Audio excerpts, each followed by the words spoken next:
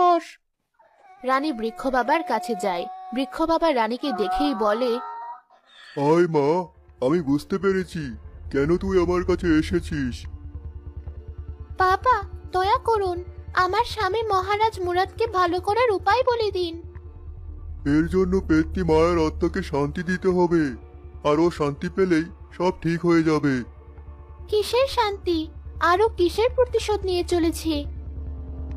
তাহলে শোন, গরিব ঘরের মেয়ে মায়া, গরিব বাবার এক টুকরো জমি ছিল, আর সেই জমি বিক্রি করে খুব সাধ করে মেয়ের বিয়ে দিয়েছিল সোহাগ নামের এক কৃষকের সাথে।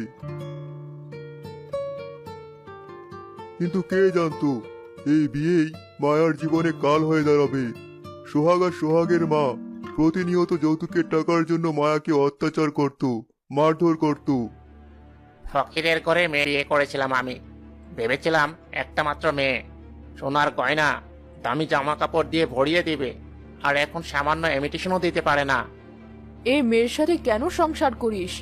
একে মেরে তাড়াতে পারিস না? আর আমারই কপাল, যাদের মতো ছেলের সাথে বিয়ে দিয়েছি ফকিরের ঘরের মেয়ের। হায় পোড়া কপাল আমার, ফকিরের মেয়ে কোথাকার।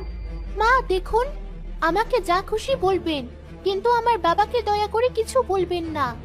ওরে বাবা, ফকিরের ঘরে মেয়ের আবার এত বড় কথা? যত বড় মুখ নয় তত বড় কথা। মা, চালা কাঠটা দাও তো, ওর হাড় গোড় ভাঙবো আমি।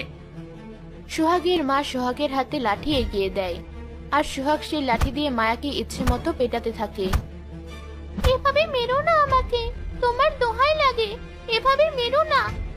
তোকে আজ আমি মেরেই ফেলবো তোকে। এভাবেই সোহাগ প্রতিদিন মায়াকে মারধর করত। আর একদিন সোহাগ মায়াকে এত বেশি মারধর করে যে মায়া মারা যায়। মায়া মারা যাওয়ার পর সোহাগ মায়ার মৃতদেহ নিয়ে সুন্দরবনের সুন্দরী গাছের নিচে দাফন করে দিয়ে আসে।